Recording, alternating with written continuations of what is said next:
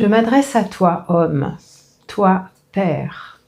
On nous a souvent appris que pour être un père, un bon père, il fallait que tu sois fort, que tu sois dur, que tu sois sans faille, que tu assures. Et maintenant, on a besoin d'autre chose. On a besoin d'autre chose parce que tes enfants, ils ont besoin, non seulement ils ont besoin d'un père qui pose le cadre, mais ils ont aussi besoin d'un papa qui sait faire du lien.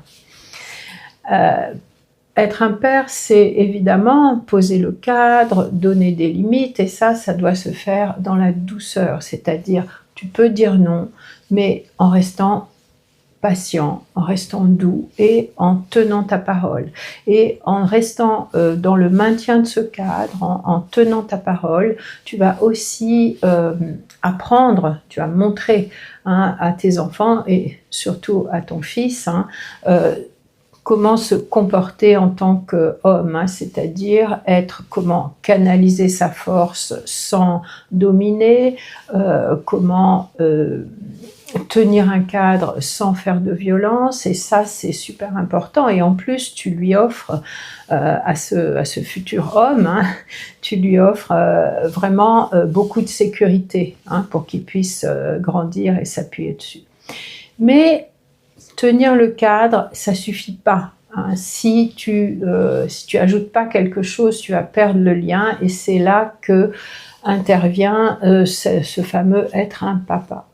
Alors, qu'est-ce que c'est qu'être un papa? Être un papa, c'est savoir aimer, c'est accueillir les émotions sans les minimiser, c'est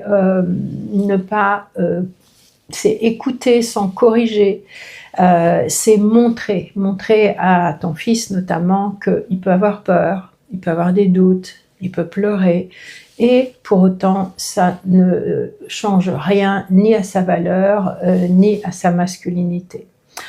Alors oui, je sais, il y a beaucoup d'hommes, peut-être toi, qui ont été élevés par un père qui n'était pas du tout comme ça, et qui reproduisent presque inconsciemment cette éducation qu'ils ont reçue, et qui sont des pères durs, ou bien soit ils sont durs, dictatoriaux, violents, etc. Ou alors ils sont dans la fuite, c'est-à-dire qu'ils vont éviter le conflit, et ça va donner des pères absents. Alors, tes enfants, ils n'ont pas besoin d'un fils parfait. Ce qu'ils ont besoin, c'est d'un père aligné. C'est-à-dire que quelqu'un qui soit capable de tenir le cadre sans couper le lien.